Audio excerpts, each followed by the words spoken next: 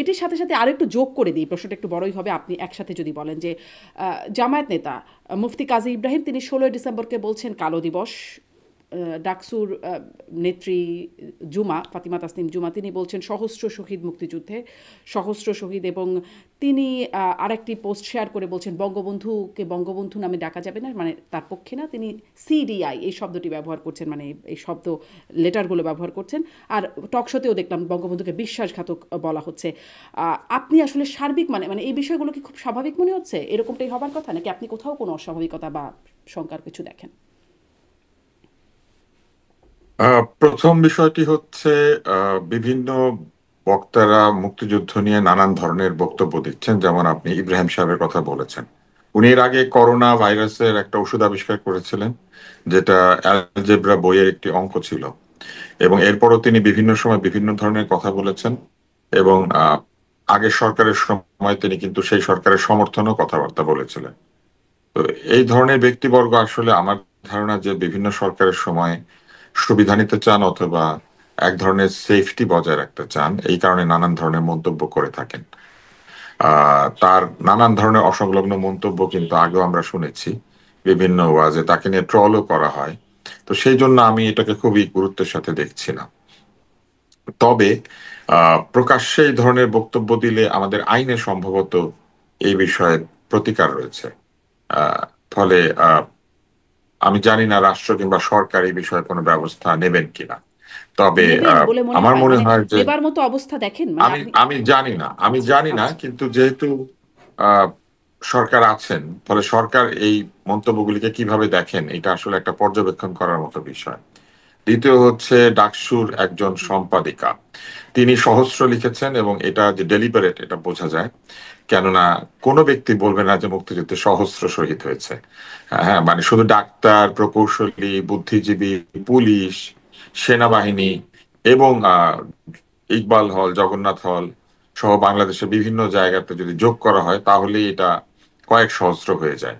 ফলে আহ এটা আসলে সঠিক নয় যে মাত্র কয়েক সহস্র শহীদ। এটি তিনি লিখেছেন, আমার ধারণা এটা ডেলিবারেট, এটা এক ধরনের বিতর্ক তুলে দেওয়ার জন্য করা। আর এরপরে আরেকটি যেটি আপনি বললেন, সেটি হচ্ছে আরেকটি মন্তব্যের কথা বিসিএস আপনি বলেছিলেন, বিসিএস পরীক্ষার প্রশ্ন বিসিএস করেছিলেন। এর প্রশ্ন। বিসিএস এর প্রশ্ন অবশ্যই ইচ্ছাকৃতভাবে এইভাবে করা হয়েছে। আমাদের মুক্তিযুদ্ধ কখনোই প্রতিরোধ যুদ্ধ নয়।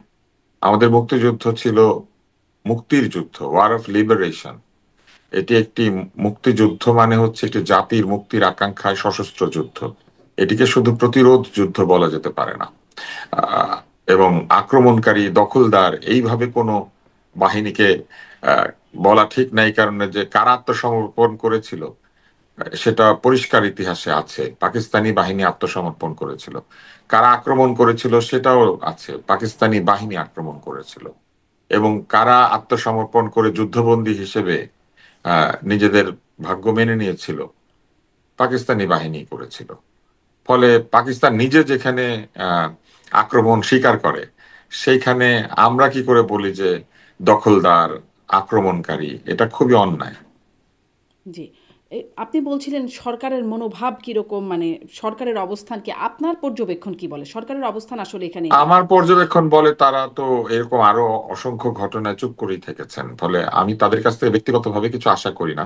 কিন্তু তারপরেও পর্যবেক্ষণ করতে হবে, এই জন্য যে তারা তো সংবিধানের অধীনে শপথ গ্রহণ করে সরকার হয়েছেন। এবং সেই সংবিধানে মুক্তিযুদ্ধ নিয়ে এরকম কটূক্তি করার সুযোগ আছে কিনা সেটা তাদের একবার পড়ে দেখা উচিত। বা তারা যে নতুন সংবিধান তৈরি করছেন সেখানেও কি মুক্তিযুদ্ধ নিয়ে এরকম কটূক্তি করার সুযোগ থাকবে, সেটাও তাদের পরিষ্কার করে বলা উচিত। কারণ তারা তো সংবিধানে প্রচুর সংস্কার আনছেন। তো আমরা কি বুঝবো যে সংবিধানের এই সংস্কারগুলি কি আসলে আমাদের মুক্তিযুদ্ধ নিয়ে এরকম মন্তব্য করার সুযোগ দেবে মানুষকে?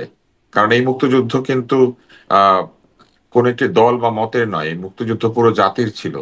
এমনকি আমরা এখনো ইন্টারনেটে প্রফেসর মোহাম্মদ ইউনূসকে দেখি যে তিনি তখন কথা বলছেন মুক্তিযুদ্ধের পক্ষে।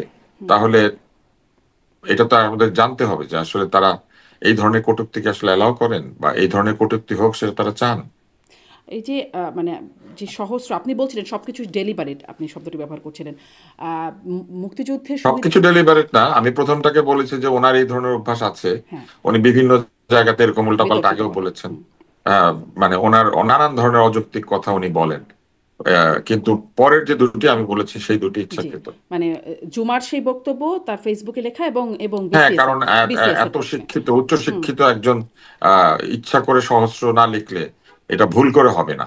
মানে আপনি হাজার এটা কি লিখতে একটা গিয়ে বা হ্যাঁ। আপনি হাজার লিখতে গিয়ে বাজার লিখতে পারেন, কিন্তু আপনি লক্ষ কিংবা আহ, কয়েক লক্ষ লিখতে গিয়ে কয়েক হাজার লিখতে পারেন না। আর সহস্র বানানটা তো একেবারেই হুম, হুম, আলাদা, তাই না? সহস্রের সঙ্গে মিলিয়ে আপনি অজস্র, তাই না? এরকম মিল হবে, তো সেটা তো মিলবে না।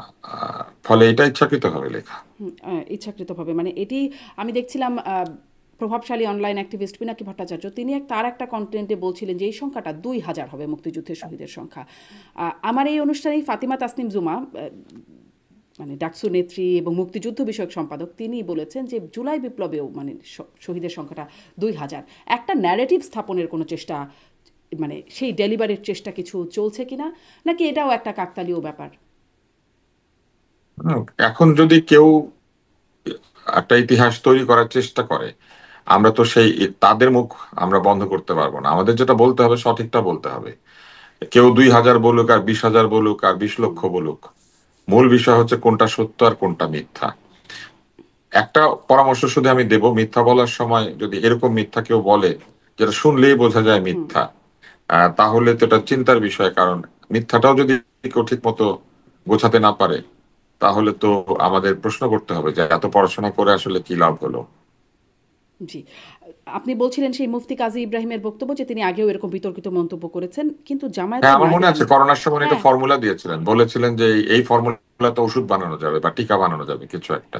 আমি কদিন মাঝে আগেও মাঝে তিনি দেখছিলাম করোনার সময় তিনি এরকম আর বক্তব্য একটা দিতেন। বলছিলেন, তিনি সম্ভবত বলছিলেন যে ভূমিকম্পের কারণ হচ্ছে দোভালের সাথে আমাদের আমাদের নিরাপত্তা উপদেষ্টা খলিলুর রহমান যে উনি বৈঠক মাঝে মাঝে এরকম এটা বলেন, হচ্ছে আমি দেখেছি ভূমিকম্পের কারণ। ইন্টারনেটে এরকম অনেকেই আছেন, তারা নানান ধরনের কথা বলেন। হুম। তো এই কথাগুলি মানুষকে হয়তো তাৎক্ষণিকভাবে এক ধরনের আনন্দ দেয়, কিংবা মানুষ হাসে, কিংবা মানুষ উপেক্ষা করে চলে যায়।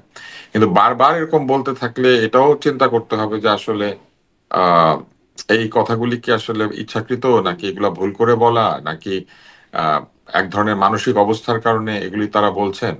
এটা আসলে চিন্তার বিষয়, কারণ আমি এটাও বহু আপনার মানুষ কাছে তো তাদের কথা শোনে। জি, এই জন্য বহু মানুষ তাদের কথা শুনে এটাও আপনার কাছে জানতে মানে আপনার পর্যবেক্ষণ জানতে চাই যে হাসে উপেক্ষা করে আমলে নেয় কত? কারণ আমি এটাও একটু যোগ করি জামাতে এটা নায়েবে আমি আমির জানি না। জামাতের আপনি নামে আমি একটু পুরোটা বলি তাহলে আপনি একসাথে মিলিয়ে যদি উত্তরটা দেন যে প্রফেসর মুজিবুর রহমান তিনি বলছেন যে ইসলামী আইন প্রতিষ্ঠা করব, প্রয়োজনে জিহাদ করে ইসলামী আইন প্রতিষ্ঠা করব।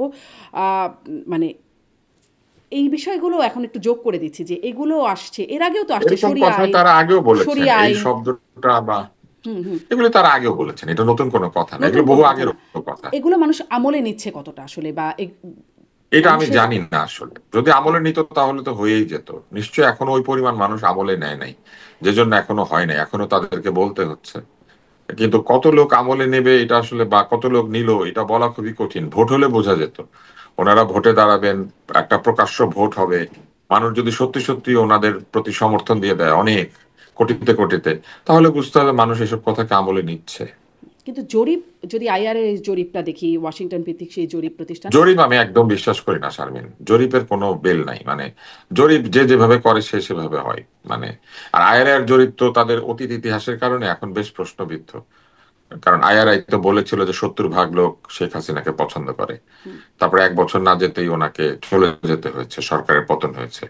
আইআরআই কি আসলে ঠিক মতো জরিপ করে কিনা এটা এখন চিন্তার বিষয়। তাহলে আইআরআই এর কি উদ্দেশ্য, কি মানে এরকম জরিপ কেন? জানি না উদ্দেশ্য কি, তারা প্রায় জরিপ করে, এরকম ইলেকশনের আগে হলে একটু বেশি জরিপ করে, বিভিন্ন রাজনৈতিক ডামাডোলে জরিপ করে, আর প্রত্যেক বছর একটা জরিপ করে এই জনপ্রিয়তা কার, কতটুকু অ্যাপ্রুভাল, এইসব করে। আমার ধারণা এগুলা দিয়ে এক ধরনের ওপিনিয়ন সেট করার চেষ্টা থাকে। এই প্রতিষ্ঠানগুলো নিজের নাম জানানোর একটা চেষ্টা থাকে যে আইআরআই জরিপ করে। হ্যাঁ, তো নিজের নাম প্রকাশ করারও বা নিজের নাম পরিচিত করে তোলার একটা ইচ্ছা থাকে এগুলোর জি। পেছনে, এই নানান ধরনের এজেন্ডা থাকে। তার চেয়ে বড় কথা হলো এগুলোতে বিদেশি ফান্ডেড প্রতিষ্ঠান, হয়তো জরিপ একটা করতেই হবে, তাদেরকে বলে দিয়েছে যে বছরে একটা জরিপ করতে হবে, ফলে তারা হয়তো করতে হবেই বলেই জরিপ করে, আমরা তো জানি না। আচ্ছা, মানে আমি এই আপনি বলছেন যে জরিপের তাদের নিজস্ব প্রয়োজনীয়তা থাকতে পারে, বক্তব্যের ইম্প্যাক্ট না, কি মানে এবং তার সাথে ধরেন এনজিও গুলি জরিপ। ফান্ড আনে, হ্যাঁ। ফান্ড আনলে ফান্ডটা ইউজ করতে হয়, তো ওদের কাছে নিশ্চয়ই টাকা আসে, এখন জরিপ না করলে তো এই টাকা ফেরত চলে যাবে। তা আমার ধারণা হয়তো এই জন্যই তাড়াহুড়া করে একটা জরিপ করেছে, কারণ এই ধরনের জরিপে না কখনো আমি কোনোদিন রেসপন্ডেন্ট হই নাই। হুম। মানে অনেক বছর ধরে তো এরকম জরিপ হয়, কিন্তু কোনোদিন আইআরআই বা ডেমোক্রেসি ইন্টারন্যাশনাল কিংবা ধরেন এরকম বিশিষ্ট সংস্থা যারা জরিপ করে হুম। কোনোদিন আমাকে জরিপে ডাকে নাই। তো ধরেন এত বছর ধরে, এত দিন ধরে আছি এখানে, একসময় তো তরুণও ছিলাম, তাই না? তরুণ বয়স থেকে এই 57 বছর হয়ে যাবে হয়তো। তো এই বয়স পর্যন্ত তো আমি একবারও জরিপে কেউ আমার কাছ থেকে জানলো না। তো আপনার আমার তো কাছে ডাকে মনে নাই। হয় যে তাহলে আপনি কার কাছে দেখেছেন জিজ্ঞেস কাউকে করে। কাউকে ডেকেছে বলে আপনার চেনা জানা কাউকে কখনো দেখেছেন? না, আমার কারণ আমাকেও পরিচিত ডাকে নাই কাউকে আমি কখনো। রেসপন্ডেন্ট হতে শুনি নাই। এখন তারা নিশ্চয়ই কোথাও না কোথাও জরিপ করে, হুম। তারা মতামত দেয়, কিন্তু ধরেন এত বছরে আমি একবারও মতামত দিতে পারিনি। অনেকটা কিছু লোক বলে না যে জীবনও ভোট দিতে পারি নাই, হুম। ভোট দিলে ভোট গুনে নাই, ওরকম আমিও বলতে পারি জীবনও কোনো জরিপে অংশ নিতে পারি নাই। মানে জরিপের স্যাম্পল সাইজটাও তো আসলে খুব কম, কিন্তু জরিপেরও একটা ইম্প্যাক্ট আছে কিনা আপনি বলছেন জরিপ আপনি আমলে নেন না, কারণ হচ্ছে 53% মানুষ বলছে তারা জামাতকে পছন্দ করে, 51% মানুষ, মানে এই যে বয়ানগুলোর কথা বলছিলাম সেগুলো কতটা আমলে নেয় সেই প্রশ্নের সাথে সাথে এই জন্য এটা আসছে যে জরিপও বলছে 53% মানুষ জামাতকে পছন্দ করে, 51% মানুষ। জরিপকারীদের কি করা উচিত জানেন? জরিপকারীদের জরিপ করার পর একটা থার্ড পার্টিকে দিয়ে এই জরিপটা ভ্যালিডেট করানো উচিত। কারণ এই জরিপটা পুরোপুরি তো আমরা দেখি নাই। এই জরিপের স্যাম্পল সাইজ কত, কিভাবে তারা স্যাম্পল সিলেকশন করেছেন, কিভাবে তারা এরিয়া সিলেকশন করেছেন, কোন ধরনের শিক্ষাগত যোগ্যতার মানুষের কাছে গিয়েছেন, কাদেরকে জরিপকারী হিসেবে পাঠিয়েছেন, যেসব অঞ্চলে পাঠিয়েছেন সেই সব অঞ্চলের ডেমোগ্রাফি থেকে শুরু করে পলিটিক্যাল ডেমোগ্রাফি কেমন, তাই না? তা এটা দিয়ে বোঝা যাবে। ধরেন আপনি একটা মাদ্রাসাতে পাঠালেন জরিপের জন্য, একরকম রেজাল্ট আসবে। ধরেন আপনি একটা ইংলিশ মিডিয়াম স্কুলে পাঠালেন বা কলেজে, তাহলে আরেক ধরনের আসবে। তো এই জন্য কিভাবে তারা এই জরিপটা সম্পন্ন করেছেন, কতটুকু এটা সঠিকভাবে সম্পন্ন হয়েছে, এই জিনিসগুলি আসলে একটা থার্ড পার্টি সার্টিফিকেশন থাকলে ভালো। তাহলে আমাদের আর আলোচনা করতে হতো না, ওই তৃতীয় পক্ষই বলে দিত যে না এটা ভালো জরিপ হয়েছে অথবা হয় নাই। আর এই জরিপের ফলাফল ভুল হলে বা ঠিক হলে আমরা তৃতীয় পক্ষকে বলতে পারতাম যে তুমি কি দেখলা, তুমি তো কিছু বুঝো নাই। যদিও জরিপ এভাবে থার্ড পার্টি ভ্যালিডেশনের কোনো সিস্টেম নাই, কিন্তু আমাদের মতো দেশে এত ধরনের জরিপ হয় যে হুম। আমার মনে হয় বাংলাদেশে যেমন তত্ত্বাবধায়ক সরকার ব্যবস্থা আছে, ওইরকম একটা তত্ত্বাবধায়ক জরিপ ব্যবস্থা থাকা দরকার। জি, বাংলাদেশে মানে কিন্তু জরিপগুলো নিয়ে সবসময় আলোচনা আবার হয়। আমরা আমাদের গণমাধ্যমে আলোচনা যেমন করি, আপনাদের মন্তব্য জানতে চাই সবসময়। যেমন এখানে ভোটের যে হিসাব দেখানো হচ্ছে, আপনি অবশ্য শুরুতেই বলছেন আপনি আমলে নিচ্ছেন না। তারপরেও আপনার কাছে প্রশ্ন করি যে আ ভোটের হিসাব যেটি দেখানো হচ্ছে সেখানে বলা হচ্ছে জামাত 26%, বিএনপি 30%। কিন্তু জামাত যাদের সাথে জোট করবে, ইসলামী আন্দোলন জোটবদ্ধভাবে নির্বাচন করবে তারাও 4%। তার মানে 30-30 হয়ে গেল আরকি জোটবদ্ধ হওয়া অবস্থায়। মানে এটি কি ভোটারদের মনেও একটা বার্তা দিচ্ছে কিনা? না, ভোটাররা না জরিপ শুনে কেউ ভোট দিতে যায় না। ভোটাররা এই 15 দিন পরে জরিপের কথা ভুলে যাবে, এবং ভোটাররা কখনোই নিজের ভোটটা এসব জরিপ কিংবা অন্য কিছুর উপর ভিত্তি করে ঠিক করে না। কে জিতবে কে জিতবে না এটা ভোটাররা বাজার থেকে, দোকান থেকে, রিক্সাওয়ালার কাছ থেকে, নিজেদের বন্ধু বান্ধবের সঙ্গে আলোচনার ভিত্তিতে নানান ভাবে ধারণা করতে পারে। হুম। ফলে ভোটারদেরকে এটা ভাবলে চলবে না যে তারা আইআরআই কিংবা কোনো কয়েকটা পত্রিকার রিপোর্ট পড়ে তারা প্রভাবিত হয়। তবে পত্রিকাগুলি এগুলি বেশ উৎসাহের সঙ্গে ছাপে। এর অনেকগুলি কারণ আছে। একটি কারণ হচ্ছে এনজিও গুলি সারা বছর নানান ধরনের গোল টেবিল, হুম। নানান ধরনের অনুষ্ঠান এগুলিতে পত্রিকার পেছনে খরচ করে, এবং পত্রিকাগুলোও তাদেরকে দাওয়াত দেয়।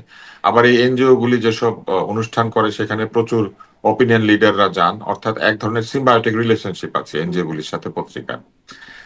তারপর হচ্ছে এনজিও গুলিতে যারা চাকরি করেন অধিকাংশ ক্ষেত্রে আপনি দেখবেন তারা পুরোনো দিনের অ্যাক্টিভিস্ট এবং সমাজতান্ত্রিক দলগুলির লোক বেশি চাকরি করেন। কারণ এদের পরে ক্ষমতার অংশীদারিত্ব হয় না, এরা বহু জায়গাতে চাকরি বাকরিও পায় না, এরা দেখা যায় এনজিও গুলিতে চাকরি করে এবং তাদের যে রাজনৈতিক বিশ্বাস সেই বিশ্বাস নিয়ে এনজিও গুলির মধ্যে লুকিয়ে থাকে। হুম। এবং এই পত্রিকা অফিসে প্রচুর সমাজতান্ত্রিক লোকজন চাকরি করেন। ফলে পলিটিক্যাল এক ধরনের আত্মীয়তা আছে। তৃতীয় হচ্ছে পত্রিকাগুলি রাশিফল কেন ছাপে? জানে এটা মিথ্যা, তারপরে ছাপে কারণ মানুষ পড়ে। পত্রিকাগুলি আপনি দেখবেন যে নানান ধরনের আহ, বিষয়কে হাইলাইট করে, ফ্যাশনে, রান্নায়, এবং অদ্ভুত অদ্ভুত রান্না দেখবেন, সুন্দর ছবি তুলে লিখে দেয় যে এই রান্নাটা দারুণ হয়েছে, ওই রান্নাটা দারুণ হয়েছে। পত্রিকার সম্পাদক এটা কোনোদিন খেয়ে দেখে না, খেলে উনি বুঝতো যে উনি কতদিন হাসপাতালে থাকতো। তো এগুলা ছাপে কারণ এগুলা মানুষ দেখে। হ্যাঁ, এবং এগুলা দেখে মানুষ এক্সপেরিমেন্ট করে, একটু ব্যস্ত থাকে। গৃহিণীরা এটা রান্না করে হুম। তার বাড়ির সবাইকে খাইয়ে দেন জোরপূর্বক, কারণ এটা না খেলে পরে গৃহিণীর মন খারাপ হবে। সবাই খেয়ে কিছুক্ষণ পরে বাইরে থেকে ঘুরে এসে ফেলে দিয়ে এসে বলে, উফ যা দারুণ, একটু হাওয়া খেয়ে এলাম, আসলে বাইরে গিয়েছিল বমি করতে। এরকম অনেক খাবার হয়, বুঝছেন? হুম। আপনার মনে আছে হুমায়ুন আহমেদের একটা নাটকের মধ্যে হাঙ্গেরিয়ান গুলাশ রান্না করেছিল আমরা যখন ছোটবেলায়? হুম। হ্যাঁ, এবং এই গুলাশ খাওয়ানোর জন্য নায়িকা সবাইকে চেষ্টা করছিল, কারণ সে গুলাশ রাখছে। হুম। হ্যাঁ, পরে আমরা হুম। জেনেছি যে গুলাশ জিনিসটা আসলে মাংসের ঝোল এক ধরনের, মানে ঝোলের মধ্যে ডুবানো মাংস। হুম। কারণ পরে আমি গুলাশ খেয়েছি। তো এরকম আর কি, গুলাশ জাতীয় জিনিসপত্র নাটকে বলেন হুম। এরকম থাকে। মানে এই পত্রিকাগুলো জরিপগুলো সেই অনেকটা আনন্দে হাঙ্গেরিয়ান জরিপগুলি গুলাশ। ছাপে। এগুলো এক ধরনের গুলাশ, আচ্ছা, হাঙ্গেরিয়ান হাঙ্গেরিয়ান গুলাশ গুলাশ। মানে এটা হ্যাঁ, পত্রিকা, এবং আমি কেন, এনজিও বা হ্যাঁ মানে জরিপকারীদের আগ্রহ থাকতে পারে, ভোটারদের উপর খুব বেশি ইম্প্যাক্ট হ্যাঁ হ্যাঁ আমি কেন কেন হাঙ্গেরি, পোল্যান্ড এগুলার কথা বলছি, এটার পেছনে একটা কারণ আছে। এই গুলাশ হাঙ্গেরি, পোল্যান্ড এসব জায়গা থেকে তৈরি হয়ে আসছে। আচ্ছা, এবারে একটু জরিপ থেকে আসি, একটু আদালতের দিকে তাকাই যে টিউলিপ সিদ্দিকীর বিরুদ্ধে যে রায়টি হলো সেটা নিয়ে বেশ আলোচনা হচ্ছে যে দুদকের মামলার রায় প্লট নিয়ে তিনি এটা খুবই হাস্যকর। শেখ হাসিনাকে রায় দিয়ে চাপ দিয়েছেন, প্রভাব খাটিয়েছেন শেখ রেহানা মানে শেখ হাসিনার বোনকে প্লট বুঝিয়ে দিতে। এটির সাক্ষী হিসেবে দুজন আছেন, তারা শুনেছেন কিন্তু কোনো মানে রেকর্ড বা এভিডেন্স কিছু দেখানো যায় নাই। কিন্তু আবার আদালত কনভিন্স হয়েছেন, রায়ও দিয়েছেন 2 বছরের শাস্তি। হাস্যকর বলে ফেললেন আপনি, একটু ব্যাখ্যা শুনি। না মানে অভিযোগটা আমার কাছে হাস্যকর লেগেছে, রায় না। রায় ঠিক আছে, আদালত যে কোনো রায় দিতে পারে। হ্যাঁ, রায় নিয়ে আমরা কিছু বলবো না, কিন্তু অভিযোগটা খুব হাস্যকর। কেননা আপনি চিন্তা করেন, এইরকম মানে প্রবল পরাক্রমশালী হুম। স্বৈরতান্ত্রিক শাসক, যার ভয়ে বাঘে মহিষে হুম। হুম। এক ঘাটে পানি খায়, জামাত শিবির আর ছাত্রলীগ একসাথে রাজনীতি করে যার ভয়ে, তাই না? তো এইরকম একজন নেত্রী, উনি কাকে প্লট দিবে, এইটা চাপ দিয়ে প্লট দিচ্ছে আর কি। মানে এইটা বেশ মনে হয়েছে আমার কাছে যে অভিযোগটা বেশ হাস্যকর। আর হচ্ছে আহ, কাউকে কিরকম চাপ দিয়ে নেওয়ার কোনো দরকার আছে? যার নাম বলা হচ্ছে তার যে পরিচিতি, উনি সরাসরি কোথাও ফোন করলেই তো কাজ হয়ে যাইতো। তো আমার কাছে মনে হয়েছে যে আসলে কমন সেন্সে অভিযোগটা খুবই জি, অদ্ভুত। কিন্তু আপনি যেটি মানে বললেন যে রায় তো দিতেই পারেন, অভিযোগ তো আমার তো মনে হয় অভিযোগ যে কেউ করতে পারেন, আমি আপনার বিরুদ্ধে, আপনি আমার বিরুদ্ধে অভিযোগ করে দিতে না, পারেন। অভিযোগ তো কিন্তু করতেই রায় পারেন, হ্যাঁ রায় ও চলে না। আসতে পারে তার প্রেক্ষিতে এরকম। হ্যাঁ, আসতে পারে, বিচারক তার রায় তার তার মতামত অনুযায়ী, তার স্বাধীন ইচ্ছা অনুযায়ী দিবেন। বিচারক যদি কনভিন্সড হন, ওনাকে তো দায়িত্ব দেওয়া হয়েছে বিচার সবার কাছে করার জন্য। হাস্যকর মনে হচ্ছে কিন্তু রাষ্ট্র তাকে হুম। বিচারক হিসেবে নিয়োগ করেছে, নিশ্চয়ই তার বিচারের সে দক্ষতা আছে বলেই করেছে। ফলে বিচারক যে রায় দিবেন আমাদেরকে সে রায় মেনে নিতে হবে। সংক্ষুব্ধ ব্যক্তি যার বিরুদ্ধে রায় হয়েছে তিনি চাইলে অ্যাপিল করবেন, কিন্তু আমরা বাইরে থেকে রায় ঠিক হয়েছে না ভুল হয়েছে এটা বলতে পারি না। জি। আরেকটি আদালতের আরেকটি রিট নিয়েও একটু কথা বলি যে বর্তমান অন্তর্বর্তী সরকারের বৈধতা বা শপথ সেটি নিয়ে প্রশ্ন তুলেছেন আদালতে। আইনজীবী গেছেন, আইনজীবী মহসিন রশিদ। তিনি এই প্রশ্নের প্রেক্ষিতে আদালত রায় দিয়েছেন যে অন্তর্বর্তী সরকারের শপথ বৈধ। মানে এরকম কি ভাবার সুযোগ ছিল? মানে আইনজীবী আসলে কি ভেবেছিলেন সেটি প্রশ্নটিতে করা তো একটু হাস্যকর, কিন্তু বাস্তবতা কি এরকম যে মহসিন আদালতে মানে এটা নিয়ে একটা রিট করলে আদালত বলে দেবেন যে এই সরকার অবৈধ, এরকম কি কোনো অবকাশও ছিল কিনা বা বাস্তবতাও আছে কিনা এই রিট করার না, উদ্দেশ্য কি? মহসিন রশিদ সাহেব কেন এটা করেছেন আমি জানি না। মহসিন রশিদ সাহেব এটা ব্যাখ্যা দিতে পারবেন। ওনাকে আমি ছোটবেলায় চিনতাম, একসময় রোটারি ক্লাব করতেন হুম। এবং খুব সুন্দর কথা বলতেন। এখনো রোটারি করেন কিনা আমি জানি না। ওই সময় আমি রোটারি ক্লাব করতাম। আমি 11 বছরের বেশি রোটারি ক্লাবের সাথে যুক্ত ছিলাম, আর 18 থেকে প্রায় 32 বছর পর্যন্ত। কেননা আমার যখন বয়স 30 তখন আমি একটি পদে ছিলাম রোটারি ক্লাবের। ফলে আমার 31 বছর হলো, এবং পদে থাকলে আরো 1 বছর এক্সটেনশন পাওয়া যায়। তা আমি 32 বছর পর্যন্ত প্রায় রোটারি ক্লাবে ছিলাম, কিন্তু আমি ছেড়ে দিয়েছিলাম। আমার ওই 31 ইয়ারই ছেড়ে দিয়েছিলাম। ছেড়ে দিয়ে আমি পরে রোটারিও করেছি। আমি রোটারি ক্লাবের কিন্তু প্রেসিডেন্ট ছিলাম, রোটারি ক্লাবের প্রেসিডেন্ট ছিলাম, ডিস্ট্রিক্ট হুম। লিডার ছিলাম, মানে সারা বাংলাদেশের। তো ওনাকে আমি চিনতাম আর কি, ভালোভাবে চিনতাম, ঘনিষ্ঠভাবে। তা আমি কখনো উপলব্ধি করি নাই যে উনি এরকম একটা রিট করবেন, যে রিটটার উত্তর উনি জানেন হুম। আসলে হুম। কি উত্তর আসবে। ফলে কি উদ্দেশ্যে উনি এটা করেছিলেন উনি ভালো করে জানেন। কারণ উনি আরেকবার বৈধতা দিয়েছেন, মানে আদালত আরেকবার বলেছে যে এই রেফারেন্স বৈধ, এই সরকার বৈধ, মানে এই সরকারকে একটা বৈধতার সিল উনি এনে দিয়েছেন। তো সেটা কেন এনে দিয়েছেন উনি সেটা বলতে পারেন।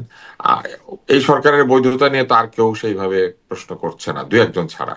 শিশির মুনির প্রশ্ন করেছিলেন আমার মনে আছে, আইনজীবী, টিভিতে দেখেছিলাম যে উনি বলেছিলেন যে রেফারেন্স নিতে গেলে এই সরকার অবৈধ হয়ে যাবে। এটা হতে পারে যে শিশির মনির ভুল, এটা উনি প্রমাণ করলেন আর কি। আচ্ছা, মানে না, বিভিন্ন টক শোতে অনেকে বলেন মানে এটা প্রমাণ করার জন্য যেটা ভুল, এটার জন্যই হয়তো এটা গেছে। আপনি একটু তো আমি অন্য। জানি না আসলে কোন ভিত্তিতে করেছেন, কিন্তু প্রায় আমি তার রিল দেখি, ফেসবুকে তাকে দেখতে পাই, উনি চিৎকার চেঁচামেচি করছেন, ওনার বিরুদ্ধেও কেউ চিৎকার চেঁচামেচি করছে কোর্টের মধ্যে এবং কোর্টের বাইরেও। মাঝে মাঝে উনি বেশ ব্লেটেন্ট, মানে বেশ আহ, বেশ এমন কিছু কথা বলেন যেটা খুবই আমার কাছে মনে হয় যে খুবই তার ব্যক্তিগত মতামত জোরালো ভাবে বলে ফেলেন। যুক্তি কম থাকে, অ্যাডভোকেট আবেগ বেশি শিশির থাকে। মনিরের কথা বলছেন? না না, মহসিন। মহসিন রশিদের আচ্ছা, কথা আচ্ছা। বলছি। জি, জি, স্পষ্ট। ওনার চেম্বারও আমি গিয়েছি, আমার মনে আছে মতিঝিল এলাকায় তার একটা চেম্বার ছিল, ওইটা এখন আছে কিনা আমি জানি না, সেখানে আমি গিয়েছি। আচ্ছা। একবার ইমরান খান বাংলাদেশে দৌড়াতে এসেছিলেন, উনি সেই কমিটির চিফ ছিলেন, তার সঙ্গে আমার বেশ ঘটনা ঘটেছিল। উনি তখন, আমি ছিলাম ডিস্ট্রিক্ট স্পোর্টস কমিটির মেম্বার, উনি সেই কমিটিকে উড়িয়ে দিয়ে নিজে নিজে একটা কমিটি বানিয়েছিলেন এবং ইমরান খানের সাথে তাদেরকে রেখেছিলেন। তা আমি গিয়ে জিজ্ঞেস করেছিলাম যে স্পোর্টস এর কমিটি থাকার দরকার কি। মানে আপনার বেশ ব্যক্তিগত অভিজ্ঞতাও আছে। আর একটা মানে প্রসঙ্গে একটু যাই। ওনারা প্রায় নিজেদের বেলায় এরকম নিজেদের মতো সিদ্ধান্ত নেয়, অন্যের বেলায় স্বৈরতন্ত্র গণতন্ত্র আবিষ্কার করে আর কি। আর একটা বিষয় একটু যাই, বিষয়টা একটু সেনসিটিভ যে অনেকে চান্স পেয়ে বলে দিলাম আমি এখন, আসলে বুঝলেন, হ্যাঁ। এটা বহু বছর আগের চিন্তা, কিন্তু আমি তখন ঠিক করে রেখেছিলাম কোনোদিন বলার সুযোগ পেলে বলে দিব। আচ্ছা, আচ্ছা, সুযোগ পেয়ে বলে দিলেন। আমি একটু অন্য প্রসঙ্গে যাই, বিষয়টা খুব সেনসিটিভ, এই বিষয়টি বেশ স্পর্শকাতর, কিন্তু এই প্রসঙ্গটা বিভিন্ন সামাজিক যোগাযোগ মাধ্যম সহ বিভিন্ন জন বলছেন যে বেগম জিয়া যিনি সংকটাপন্ন অবস্থায় আছেন বলে চিকিৎসকরা ব্রিফ করছেন, এরকম একটা কথা আছে যে তিনি আসলে মারা গেছেন এবং এটি তাকে জীবিত দেখানো হচ্ছে যে রাজনৈতিক ফায়দা আছে, এই জন্য তাকে দেখানো হচ্ছে, এরকম একটা বক্তব্য আছে। আহ, এইরকম না ভাবে এটা, বলবার কোনো যৌক্তিকতা আছে কিনা, বা তাকে জীবিত দেখানো কোনো ফায়দা আছে কিনা, সাথে সাথে আপনার কাছে, আপনি চিকিৎসক হিসেবে, অবশ্য চিকিৎসকটা ব্রিফ করছেন, সেই ব্রিফিংটাকেও একটু খণ্ডাতে চাই আপনার কাছ থেকে যে এরকম কি বিষয়টা যে তিনি লাইফ সাপোর্ট আছে তার জন্য তিনি আসলে কৃত্রিমভাবে বেঁচে আছেন, মানে আপনি একটু যদি আমাদের পুরোটা একটু বুঝিয়ে বলেন দুটো বিষয়। আমাদের বাংলাদেশের মানুষের এবং ভারতের মানুষের, বিশেষ করে যারা ফিল্মের ডিরেক্টর, এদের অশিক্ষা তো প্রবল। মানে এদের শিক্ষা জগৎ তো যোগ্যতা আছে, মানে হুম। সার্টিফিকেট আছে, কিন্তু সেই শিক্ষা তাদের মধ্যে সাধারণ কোনো জ্ঞান বা যুক্তিবোধ তৈরি করে না। মৃত ব্যক্তিকে কোনোভাবেই মেশিনে তুলে বাঁচিয়ে রাখা যায় না। লাইফ সাপোর্ট, এটা লাইফকে সাপোর্ট দেওয়া, সাপোর্টের ভিতর দিয়ে লাইফ দিয়ে রাখা না। আপনাকে বুঝতে হবে আপনি জীবিত থাকলে আপনাকে এই সাপোর্টটা দেওয়া যাবে, আপনি জীবিত না থাকলে এই সাপোর্ট দেওয়া যায় না। যেমন রক্ত চলাচলের জন্য আমাদের হার্টটা চলতে হবে, বেঁচে থাকার জন্য আমাদের পিপিলারি রিফ্লেক্স এবং ব্রেইনটা চলতে হবে। এবং যতক্ষণ পর্যন্ত হার্ট চলে এর মানে হচ্ছে আমাদের ব্রেইনটাও অনেক, মানে কিছুটা হলেও কার্যক্ষম আছে, কারণ হার্ট ব্লাড সাপ্লাই করছে। এবং হার্ট চালু অবস্থায় অন্যান্য অর্গানগুলি অনেকগুলি চালু থাকে। ফলে একজন মানুষকে কখন লাইফ সাপোর্টে দেওয়া হয়, আমাদের লোকজন মনে করে এটা মনে হয় মরে গেলে বাঁচিয়ে রাখা যায় এটা দিয়ে। এটা না, একজন বেঁচে থাকা লোক যখন একদম মৃত্যুর দ্বার প্রান্তে পৌঁছে যান অথবা এত বেশি ক্রিটিক্যাল হয়ে যান যে তাকে বাঁচিয়ে রাখার জন্য তার শরীর পারছে না, তখন পুরো শরীরকে রেস্টে দিয়ে দেওয়া হয়। অর্থাৎ তিনি শ্বাস নেবেন যন্ত্র দিয়ে, তার বিভিন্ন খাওয়া দাওয়া যা কিছু সেটা আমরা তার শিরাপথে প্রবেশ করাবো, তার অক্সিজেনটা আমরা তার নাক দিয়ে দিয়ে দিব, এবং তার ব্লাড প্রেশার এবং অন্যান্য জিনিস, ডায়াবেটিস থাকলে ডায়াবেটিস, কিডনির অসুবিধা থাকলে ডায়ালিসিস, এগুলো আমরা করতে থাকবো যাতে করে তার শরীর রিকভার করতে পারে। অর্থাৎ শরীরের উপরে সব ধরনের কাজ কমিয়ে দিয়ে মিনিমাম কাজটুকু দিয়ে শরীরটাকে রাখা হয় যাতে করে এই শরীর ধীরে ধীরে সেরে উঠতে পারে। এইটা হচ্ছে লাইফ সাপোর্ট। লাইফ সাপোর্ট মানে একজন জীবিত ব্যক্তিকে বাঁচিয়ে রাখার সহায়তা দেওয়া। আহ, কেন? কারণ তিনি জীবিত আছেন। আরেকটি বিষয় হচ্ছে হার্ট নিজে নিজে চলে, কিন্তু হার্টের ভেতরে পেসমেকার বলে একটা জায়গা আছে, সাইনোমেট্রিয়াল নোড বলে, সে নিজে নিজে সিগন্যাল প্রডিউস করে এবং হার্টের ইলেকট্রিক্যাল অ্যাক্টিভিটির কারণে হার্ট প্রতি মিনিটে গড়ে 72 বার হৃদস্পন্দন বা এক ধরনের স্পন্দিত হয়। এই জিনিসটা কিন্তু কোনো মেশিন দিয়ে আমরা চালু করে রাখি না, পারি না করতে। হার্টটাকে জীবিত থাকতে হবে এবং হার্টটা নিজে নিজে চলতে হবে। আমরা যেটা করতে পারি সেটা হচ্ছে হার্টের গতি কমে গেলে বাড়াতে পারি, গতি বেড়ে গেলে কমাতে পারি। আমরা ওষুধ দিতে পারি যেটা দিয়ে ব্লাড প্রেশার বাড়ানো যায়, কমানো যায়। আমরা অক্সিজেনের মাত্রা বাড়িয়ে দিয়ে ফুসফুসকে আরো বেশি অক্সিজেন দিয়ে আমরা শ্বাস গ্রহণকে সহজ করতে পারি, অক্সিজেন স্যাচুরেশন বাড়াতে কমাতে পারি। কিন্তু আমরা কখনোই কোনো ব্যক্তিকে মেশিনে তুলে বাঁচিয়ে রাখতে পারি না। তাহলে কিন্তু পয়সাওয়ালা লোকেরা সারা জীবন মেশিনের মধ্যে বেঁচে থাকতেন, মরার আগে মেশিনে উঠে যাইতেন, উঠে গেলেই তো উনি বেঁচে থাকবেন, তাই না? কিন্তু তো এটা পয়সাওয়ালা কখনো লোকের হয় বেঁচে নাই, থেকে এখনো সেভাবে পর্যন্ত লাভে হয় কি, নাই। মানে ওভাবে বেঁচে থেকে কি আসলে? না, ওনার বেঁচে আছেন, মাথাটা ঠিক আছে, মনে করেন কথা বলছেন, কিন্তু বাকি সবকিছু মেশিন দিয়ে চলছে। এটা তো সম্ভব না, হুম। এটা হয় না। আচ্ছা, এই যে তাকে লন্ডনে নেওয়ার প্রক্রিয়া চলছে, বেগম জিয়াকে রবিবার সম্ভবত তিনি যাওয়ার একটা কথা চলছে, মানে আরেকটা ব্যাপার আছে, একটু একটু একটু পরিষ্কার করে দেই। অনেকে এসে বলবে ছিদ্র করে কতগুলা পাইপ ঢুকিয়ে বাঁচিয়ে রেখেছে। ছিদ্র করে পাইপ ঢুকিয়ে বাঁচিয়ে রাখে নাই। ছিদ্রগুলা করে ইনজেকশন দেওয়ার জন্য, শিরাপথে খাবার দেওয়ার জন্য, ওষুধ দেওয়ার জন্য, এই জন্য করে। এ, এইটা এই জন্য না যে ছিদ্র করে কতগুলা জিনিস ঢুকিয়ে দিয়ে বাঁচিয়ে রাখে। জি, মানে ডাক্তার, আপনি চিকিৎসক হিসেবে যেভাবে বোঝেন, সাধারণ মানুষ তো ওভাবে বোঝে না। কিন্তু এটি বোঝা খুব জরুরি যে তিনি বেঁচে আছেন না মারা গেছেন, কোনটা গুজব, কোনটি সত্যি। আপনার কাছে একটু, লন্ডনে তাকে নিয়ে যাওয়া হচ্ছে, সম্ভবত রবিবারে নিয়ে যাওয়া হবে।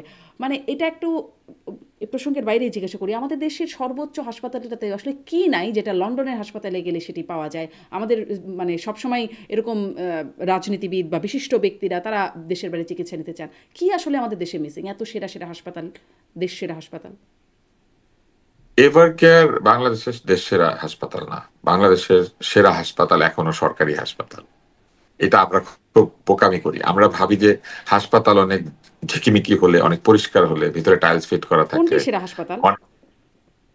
বাংলাদেশের সেরা হাসপাতাল ঢাকা মেডিকেল কলেজ। ওইখানে প্রতিদিন 5,000 রোগী চিকিৎসা পায়, মানে ভর্তি থাকে, অলমোস্ট ভর্তি থাকে 3,500-4,000 রোগী। এবং প্রতিদিন আউটডোরে আপনি দেখবেন কয়েক হাজার রোগী চিকিৎসা নেয় ওইখানে। ওইখানে মৃত্যু হার দেখবেন, আপনি দেখবেন যে সেই মৃত্যু হার বাংলাদেশের যে কোনো হাসপাতালের চেয়ে কম অথবা সমান।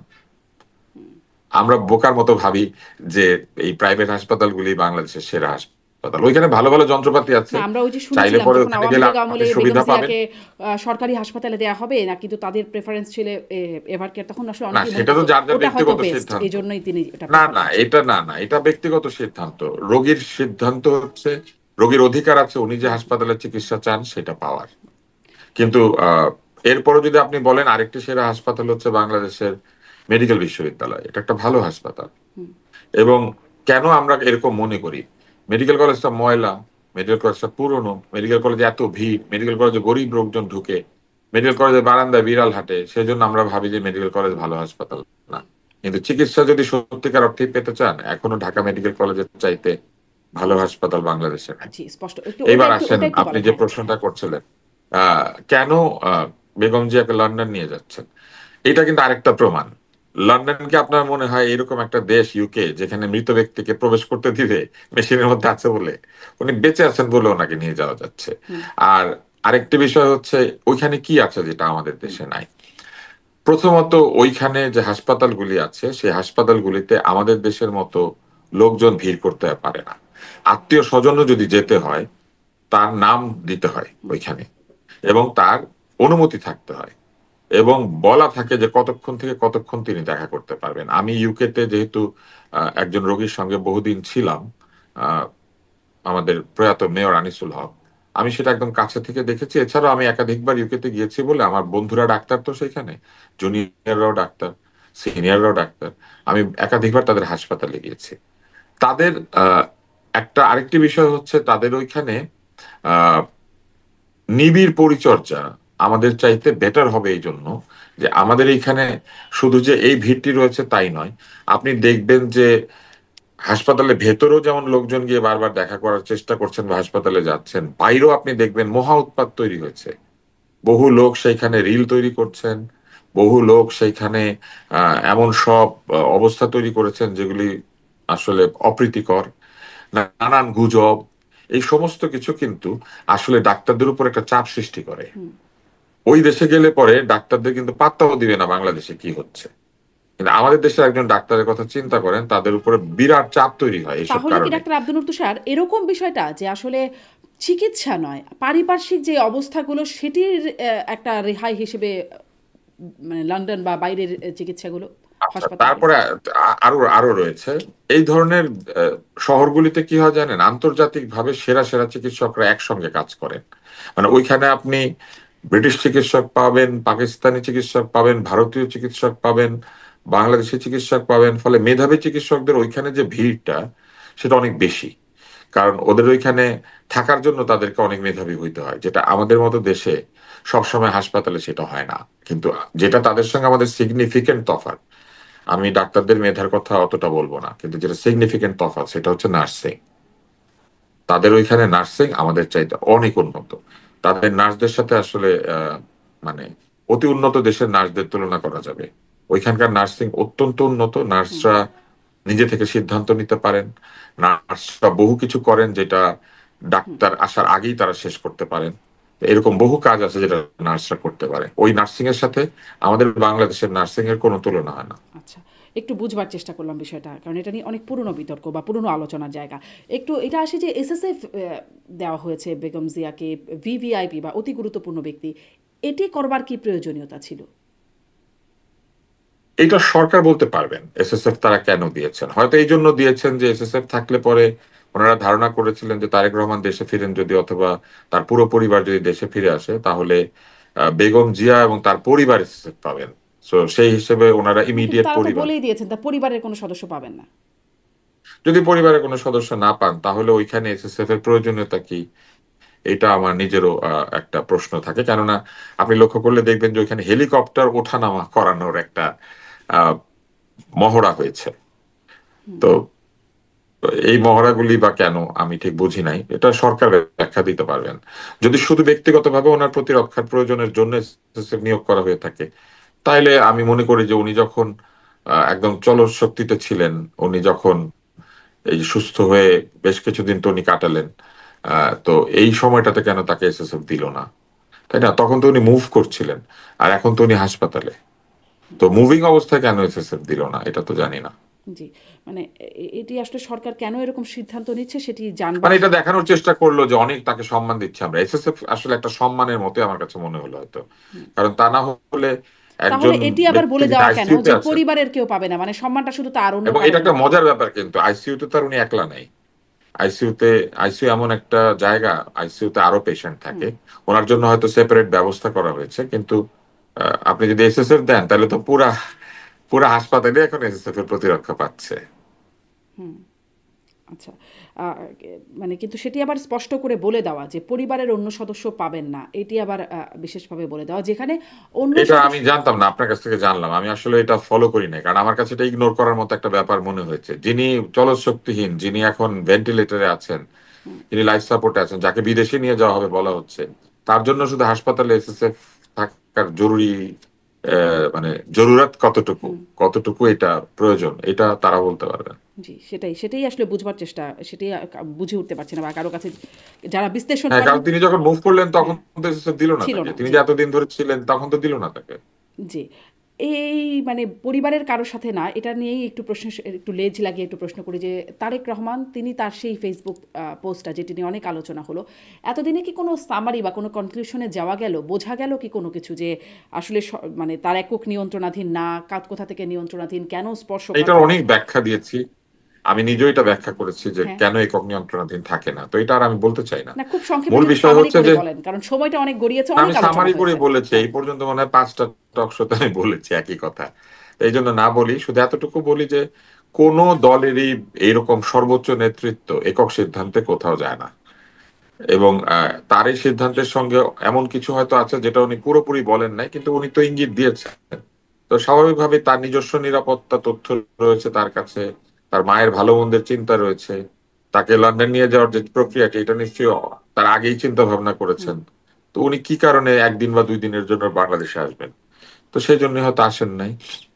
তার মা যেহেতু লন্ডনে এটা যাবেন যদি বা কারণ যাওয়ার হয় ব্যাপার তাহলে একটা, তো উনি বলতেই পারতেন, স্পর্শকাতর হতো না সেই বিষয়টা, তাই না? না, উনি সেটা, উনি যতগুলি কারণ আছে সবগুলি বলার চেষ্টা করেছেন। আমি বরং মনে করি যে এটা একটা গুড জেস্টার, যে উনি একটা কারণ বলেন নাই, উনি অনেকগুলি কারণ বলেছেন, এবং অনেকগুলো কারণই ভ্যালিড কারণ। উনি কি কোনো তার কারণ বলেছেন? উনি তো হ্যাঁ স্পর্শকাতর বলেছেন, বলেছেন শুধু। হ্যাঁ হ্যাঁ উনি উনি বলেছেন যে তার সিদ্ধান্ত সবসময় নিজের হয় না, হ্যাঁ। এবং এই নিজের সিদ্ধান্ত ছাড়াও তার বিভিন্ন কিছুকে বিবেচনায় নিতে হয়, এবং সেই বিবেচনার বিষয়টা তিনি আমাদেরকে স্পর্শকাতর। ওই ওই স্টেটাসের মধ্যে বলেছেন, এবং বলেছেন স্পর্শকাতর বিধায় তিনি পুরোপুরি ব্যাখ্যা করছেন না। তো এতটুকু বুদ্ধি তো আমাদের থাকা উচিত যে কি কারণে একজন লোক আসতে পারছেন না, বা কি কারণে না আসা হতে পারে তার, তাহলে এটা তো আমরা এই যে বিচার রহস্য, বিবেচনা মানে করতে পারি। স্পর্শকাতর শব্দটা বললেই তো মনে এখানে হচ্ছে কোনো কি আছে? রহস্য নাই, এখানে কোনোই রহস্য নাই, সেনসিটিভ, উনি কেন আসছেন। সেনসিটিভ? আপনি না, আপনি সহজভাবে দেখেন জিনিসটা, উনি কবে আসবেন উনি তো এটা বলেন নাই। হুম। ওনার মা অসুস্থ না হইলে এই কথাটা উঠতোই না, উনি হুম। কেন আসছেন না। হুম। হুম। তাহলে শুধু এইটুকুই কথা উঠতো যে না, এই উনি তো কথাটা আসবেন অনেকদিন আসবেন ধরেই উঠছে বলতেছেন। যে তিনি কবে না, আসবেন, কেন জল্পনা আসছেন না, কল্পনা হইতো, 5ই কিন্তু আগস্টের ওনার পরে। উপর এইভাবে চাপিয়ে দেওয়ার চেষ্টা হইতো না যে ওনাকে হুম। এখন আসতেই হবে, হুম। ওনার মা অসুস্থ উনি কি করে আসেন না। তো এইটা ওনার উপরে আবেগের চাপ তৈরি করা হয়েছে, বাকি না আসার ব্যাপারটা তো পরিষ্কার ছিল আগে থেকে উনি আসছেন না। হুম। এবং একাধিকবার বিএনপির নেতারা একটা ইঙ্গিত দিয়েছেন যে উনি ও তফসিল ঘোষণা হলে ডিসেম্বর মাসের যে কোনো সময় উনি বাংলাদেশে চলে আসতে পারেন। তারা এটাও বলেছেন যে তার নিরাপত্তার বিষয়ে ব্যবস্থা নেওয়া হচ্ছে, সব নিরাপত্তার বস্তুগুলি বাংলাদেশে আসে নাই বা রেডি হয় নাই। তারা একটা বুলেট প্রুফ গাড়ির অর্ডার দেওয়ার বিষয়ে পত্রিকাকে জানিয়েছেন। তো এই বিষয়গুলি তো আমরা জানি যে তার নিরাপত্তার একটা আলাদা ব্যবস্থা তারা তৈরি করার চেষ্টা করছেন। ফলে উনি কেন আসছেন না এই প্রশ্ন যখন ছিল, এটার উত্তরও ছিল। শুধু এইবার তাকে আলাদাভাবে চাপ দেওয়া হয়েছে যে আপনার মা অসুস্থ, আপনি আসবেন না কেন। হুম। ওনার মা অসুস্থ, উনি আসবেন কি আসবেন না এটা উনি ডিসাইড করবেন। ওনার মা তো কিন্তু ওখানেই বাকিদের তো মা যে না, তার বাকিদের ডিসিশনটা নেত্রী। তার একক না, মানে নিরাপত্তার বিষয়টা আপনি তারপরে উনি বলছেন। বলেছেন হুম। যে আমি তারপরেও আসতে পারছি না, এই আবেগের কথা বিবেচনা করে, যে এখানে আরো কারণ রয়েছে।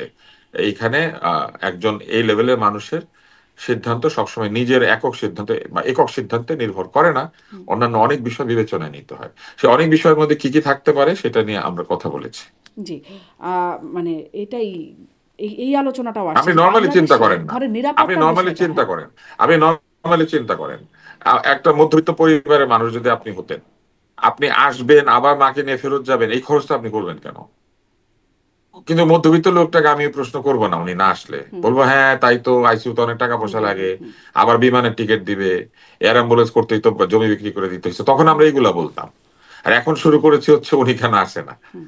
উনি ওনার মাকে দেখতে আসবে কি আসবে না এটা একান্তই তার পারিবারিক বিষয়, এটা নিয়ে কোনো প্রশ্ন নাই। উনি বাকি কেন আসে না সেটা তো উনি ওনার দলও বলেছে যে উনি আসবে, যে কোনো সময় চলে আসতো। হুম। বরং উল্টাটাই তো হইতো, এখন তফসিল না, ঘোষণা হয়ে এখানেই জন্য যাইতো প্রশ্নটা কয়েকদিনের হয়তো আরো মধ্যে। একটু বেশি করে আসে, কারণ তার দল তফসিল ধরেন। ঘোষণা হয়ে যাইতো, আপনি নর্মালি চিন্তা করেন, হ্যাঁ। উনি যদি অসুস্থ না হইতেন তফসিল ঘোষণা হইতো, উনি নিজেও ইলেকশন করতেন, 3টা সিটে তো তার নমিনেশন হওয়ার কথা আমি যতদূর হুম। জানি। তাইলে উনি আসতেন, তারেক রহমান আসতেন, এইটা নিয়ে কোনো কথাবার্তাই হইতো না। উনি অসুস্থ হওয়াতে এত কথা জেগে উঠেছে। এত কথা হয়তো, কিন্তু কথা ছিল, কারণ তিনি মনে হয় সেপ্টেম্বরে সম্ভবত ডাক্তার জাহিদ তিনি বলেছেন, স্থায়ী কমিটির সদস্য ব্যক্তিগত চিকিৎসক বেগম জিয়া, তিনি বলেছিলেন যে কয়েক সপ্তাহের মধ্যে আসবেন, তারপরে শুনছি অক্টোবরে আসবেন, নভেম্বরের মধ্যে আসবেন। এগুলি ওনারা কেন তারেক রহমান বলেছেন ওনারা তারেক জানেন। রহমান নিজে বিবিসিকে সাক্ষাৎকার দিয়ে বলেছেন শিগগিরই আসছেন। মানে অনেকগুলো ভার্সন শোনা গেছে, আবার অনেকে বলেছেন আপনার ডিসেম্বরে আসছেন। শিগগিরই, আমি একটা মজার জিনিস বলি শারমিন, আপনার শিগগিরই আমার শিগগিরই আর আরেকজনের শিগগিরই এক না। কারো কাছে শিগগিরই মানে এক হুম। সপ্তাহ, কারো কাছে শিগগিরই মানে 1 মাস। যে কিনা 16 বছর ধরে বিদেশে আছে তার কাছে শিগগিরই মানে 1 বছর হইতে পারে। হুম। আমরা সারাক্ষণ না নিজের জুতা পায়ে দিয়ে অন্যের জুতার সাইজ মাপি, ওই জুতায় পা দিয়ে যদি দেখা যায় তাইলে বোঝা যাবে যে আসলে জুতাটা কত বড় না কত ছোট না কত টাইট হয়। জি। ওই জুতা আমরা দেখিই নাই। ওই জুতায় তো পা আমাদের দেবার মতো আসলে সুযোগও নাই, যার কারণে যারা তো তার যেহেতু নাই, আশেপাশে আমাদের আছেন। এত বিবেচনা করার দরকার নাই। তিনি ওনার মা তিনি অসুস্থ, তিনি উনি বাংলাদেশের আসেন নাই, ভবিষ্যৎ মা নেতা। তার কাছে যাচ্ছে, মা হ্যাঁ। তার কাছে যাচ্ছে। জি। উনি যাদের নেতা তারা এগুলো চিন্তা করবে। তারাই আপনি তো যদি বলছেন, মনে করেন আপনি মানে তার, ধরেন তারাই তো আপনি বলছেন তার ভোটার সেপ্টেম্বরে না, না আসবেন, তারা, অক্টোবরে আসবেন, আহা নভেম্বরে আপনি, আসবেন, কয়েক শারমিন, সপ্তাহের মধ্যে আসবেন। জি। শারমিন, হ্যাঁ। শারমিন, ওনারা কয়েক সপ্তাহ বলছে না কয়েক মাস বলছে, সেটা ওনারা কেন বলছে ওনারা জানে। হুম। আপনি আমাকে যেটা জিজ্ঞেস করেছেন আমি সেটার উত্তর দিচ্ছি, আমার উত্তরটা খুব সহজ। ওনার মাকে উনি দেখতে আসবে কি আসবে না এটা পারিবারিক বিষয়। আর উনি কেন দেরি করেছে, কবে আসবে এটা ডেফিনেটলি ঠিক করা আছে, উনি আসতো, আসবেই, হুম। না এসে তো এটা হবে না।